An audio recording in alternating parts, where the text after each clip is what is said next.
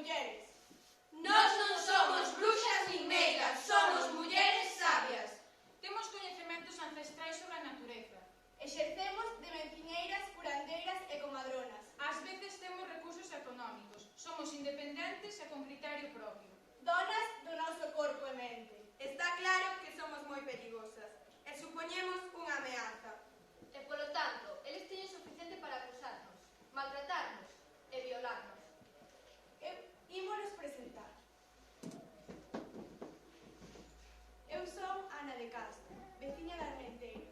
Fun perseguida por un tribunal de homes da Santísima Inquisición, acusada de bruxería por feiticeira e embusteira adivinhadora. Secuestraron todas as miñas propiedades e humilláronme e maltratáronme públicamente.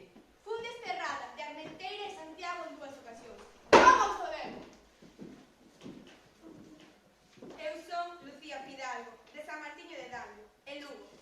Son moi pobre e cando a miña nai morreu, tiven que sobrevivir como puiden pedirle esmola. Fun acusada de bruxería por varios señores inquisidores. Fun torturada e ameazada coa fogueira para confesar as miñas supostas prácticas de mal de ollo e trato co demo. E confesei, claro que confesei, por medo, aínda que todo era mentira. Fun azoutada brutalmente e desterrada de Madrid, Santiago e San Martiño durante 6 anos. Nada me puideron quitar, porque nada tiña. A verdade é que non sei que mal les podía causar. Eu son María Soliña, de Cangas de Morrazo. Eu tiña cartos e propiedades que herdei a un lugar. Cando o meu home e o meu fillo morreron, quedei só. Herdei todo e, enseguida, chamei a atención dos homes inquisidores e homes nobles que decidiron roubarme todo.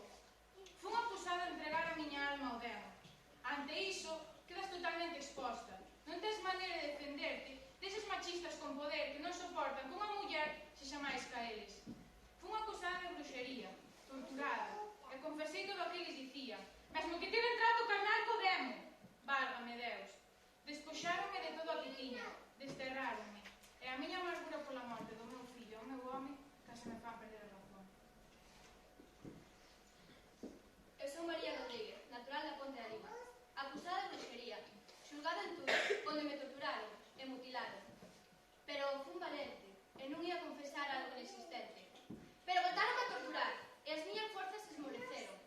Fun condenada a fogueira e pudrí un lume nunha fogueira pública na Praza do Campo, en Santiago. Tiña 38 anos cando me asasinaron. Por si non o sabedes, as meigas eran mulleres sabias.